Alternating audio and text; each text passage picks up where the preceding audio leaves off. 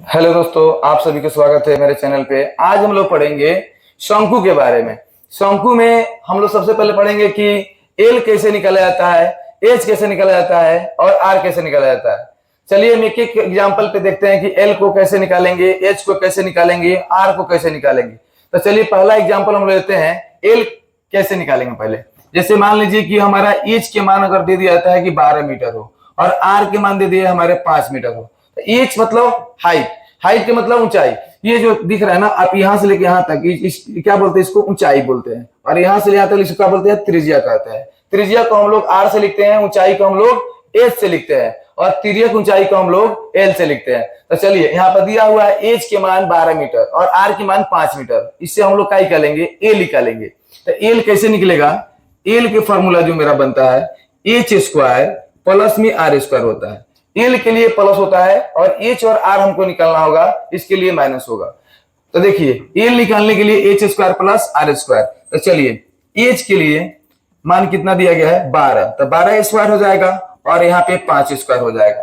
तो 12 के स्क्वायर कितना होता है, 12 का स्क्वायर जो होता है 144 होता है और 5 के जो स्क्वायर होता है वो 25 होता है। तो चलिए 144 और सिर्फ 25 जोड़ेंगे तो 169 हो जाएगा। 169 का वर्गमूल जो होगा मेरा 13 होगा। यानी 13 मीटर हमारा क्या निकल गया, एल। यानी जो तिर्यक ऊंचाई जो था वो हमारा 13 मीटर बन जाएगा। चलिए एल समझ में आया होगा।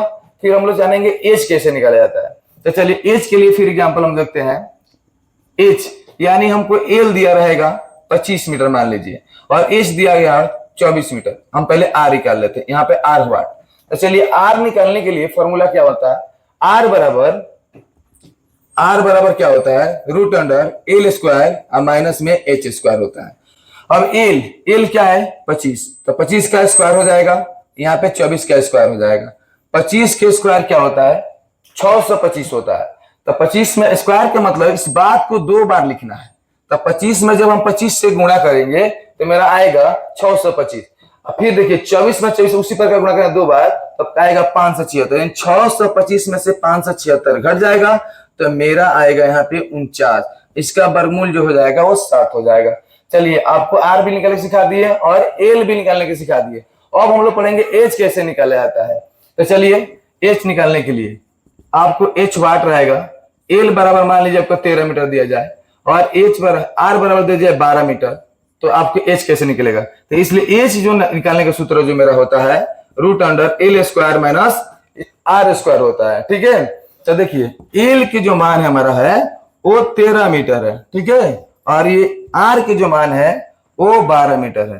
तो 13 के जो स्क्वायर होगा 169 होगा, 12 के स्क्वायर जो होगा 144 होगा। ये दोनों घटेगा तो मेरा बनेगा सिर्फ 25 यानी 25 और 25 के जो वर्गमूल होगा वो 5 मीटर होगा।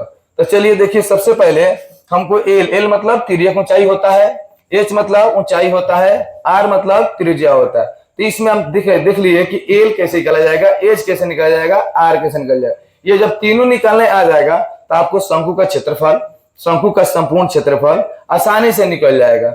चलिए आप लोगों को उम्मीद है कि इस एल और एच और आर निकालने आया होगा। चलिए अगले वीडियो में मिलते हैं, नेक्स्ट वीडियो में। इसके बाद जो टॉपिक होगा आपको हम बताएंगे कि आपको शंकु का क्षेत्रफल कैसे निकल जाता है, आयतन कैसे निकल जाता है, संपूर्ण क्षेत्रफल कैसे निकल जाता है। चलिए थैंक यू।